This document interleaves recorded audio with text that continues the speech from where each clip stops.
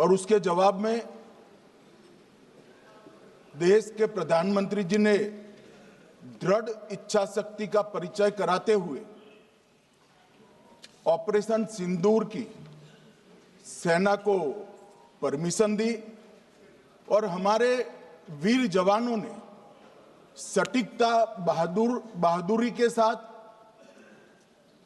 पाक स्थित आतंकवादी अड्डों को चूर चूर करने का काम किया। वो घटना पर जो बहस हो रही है, इसमें हिस्सा लेने के लिए मैं खड़ा हुआ हूं। माननीय अध्यक्ष जी, सबसे पहले पहलगांव में जो नृशंस हत्या की गई निर्दोष नागरिकों की, धर्म पूछकर उनको मारा गया, इनके परिवार के सामने मारा गया और बड़ी बर्बरता के साथ ये हत्याएं की गई, इसकी मैं घोर निंदा करता हूं। और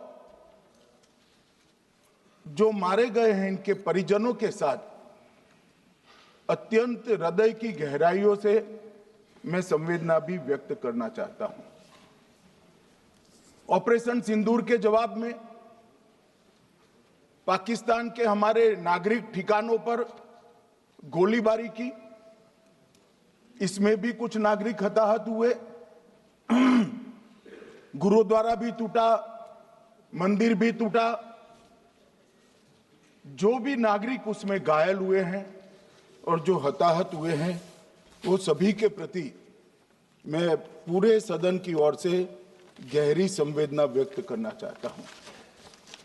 माननीय अध्यक्ष जी, कल से यहां पर पक्ष और विपक्ष दोनों की चर्चा चल रही है और स्वाभाविक है, जब इस तरह की नृशंस घटना घटे देश में, तब इस पर मुक्त चर्चा भी होनी चाहिए, चिंतन भी होना चाहिए, आगे न हो इसकी व्यवस्था की भी चिंता होनी चाहिए।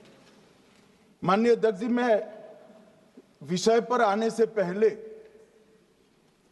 आपके माध्यम से सदन को और सदन के माध्यम से पूरे देश को ऑपरेशन महादेव जो कल एक हुआ है, इसकी जानकारी देना चाहता हूं।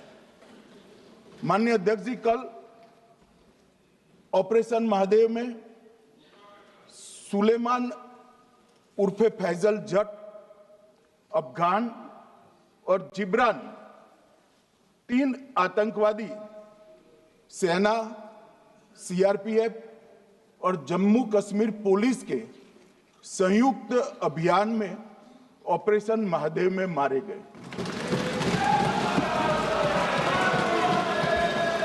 और माननीय अध्यक्ष जी, ये जो सुलेमान है, ए श्रेणी का लश्कर तोयबा का कमांडर था पहलगाम हमले में, और गगनगिर आतंकी हमले में वो लिप्त था। इसके ढेर सारे सबूत हमारी एजेंसियों के पास है। अफगान ए श्रेणी का लश्कर तैयबा का आतंकवादी था और जिब्रान भी ए ग्रेड आतंकवादी था। और माननीय अध्यक्ष जी, मैं सदन को और सदन के माध्यम से पूरे देश को बताना चाहता हूं, जिन्होंने बैसरन घाटी में हमारे प्रवासियों को, नागरिकों को मारा था, ये तीनों आतंकवादी ये थे और तीनों मारे गए।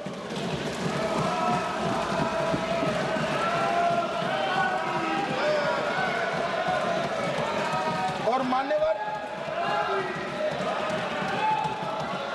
मैं आज इस सदन के माध्यम से सेना के पैरा 4, सीआरपीएफ के सारे जवान जो अभियान में शामिल थे और जम्मू कश्मीर पुलिस के जो जवान थे, वो सभी को सदन और पूरे देश की ओर से बहुत बहुत साधुवाद देना चाहता हूं।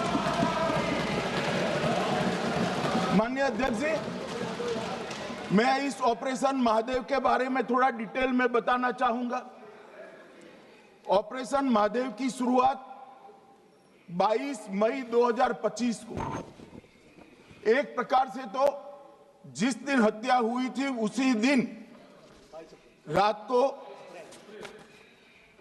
22 मई 2025 को हुई। जिस दिन हत्या हुई थी उसी दिन रात को एक सुरक्षा मीटिंग की गई थी जम्मू कश्मीर में।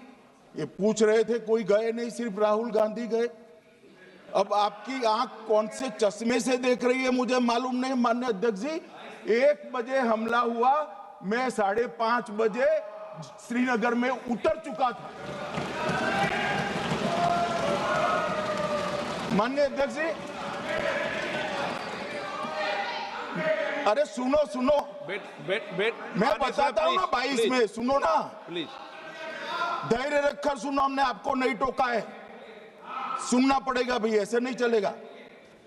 माननीय अध्यक्ष जी, नहीं, पर बैठे बैठे मत बोलिए आप भी। माननीय अध्यक्ष जी, माननीय अध्यक्ष जी, 23 अप्रैल को टिप्पणी मत करिए। एक सुरक्षा मीटिंग की गई। सभी सुरक्षा बल, सेना, CRPF, BSF, Jammu Kashmir police, और सबसे पहले उसमें निर्णय किया गया कि जो नृशंस हत्यारे हैं वो देश छोड़कर पाकिस्तान भाग न पाए, इसकी हमने पुख्ता व्यवस्था की और भागने नहीं। 22 मई को आईबी के पास एक ह्यूमन इंटेल आई और एक क्षेत्र के अंदर, दाची गांव क्षेत्र के अंदर आतंकवादियों की उपस्थिति की सूचना मिली। आईबी और सेना द्वारा दाचीकाम क्षेत्र में अल्ट्रा सिग्नल कैप्चर करने के लिए जो इंस्ट्रूमेंट हमारी एजेंसियों ने बनाए हैं, इसके द्वारा इस सूचना को पुख्ता करने के लिए मई से 22 जुलाई तक लगातार प्रयास किए गए। ठंड में ऊंचाइयों पर हमारे सेना के अधिकारी पैदल इनके सिग्नल प्राप्त करने के लिए घूमते रहे, आईबी के अफसर भी घूमते रहे, सीआरपीएफ भी घूमती रही, और मान्यवर 22 जुलाई को हमें सफलता मिली। सेंसर्स के माध्यम से आतंकवादी होने की पुष्टि मिल गई। तब 4 पैरा जो हमारी सेना का एक हिस्सा है, उसकी नेतृत्व में 4 पैरा के जवान, सीआरपीएफ के जवान और जम्मू कश्मीर पुलिस के जवान मान्यवर एक साथ ये आतंकवादियों को घेरने का काम किया। सेना, सीआरपीएफ, जम्मू कश्मीर पुलिस की मीटिंग भी की गई। जो 5 ह्यूमन एसेट्स थे उनको भी वहां भेजा गया, और कुल मिलाकर कल जो ऑपरेशन हुआ, इसमें हमारे निर्दोष नागरिकों को मारने वाले तीनों आतंकी मौत के घाट उतार दिए। मान्यवर, तीनों के नाम मैंने बताए हैं, सुलेमान उर्फे फैजल जट, अफगान और जिब्रान। मान्यवर, वो तो एक आशंका थी कि यही लोगों ने घटना की है, मगर मैं बाद में एनआईए की जांच पर आता हूं, एनआईए ने पहले से ही इनको, जिन्होंने आसरा लिया था, वो लोगों को गिरफ्तार कर रखा था। उनको खाना पहुंचाने वाले लोगों को अपने कब्जे में रखा था। तो जब आतंकवादियों के शव श्रीनगर आए, इनसे पहचान कराई गई। 4 लोगों ने पहचान लिया, यही 3 लोग थे जिन्होंने पहलगांव में आतंकी घटना को, मगर हमने इस पर भी भरोसा नहीं किया मान्यवर, कोई जल्दबाजी नहीं की।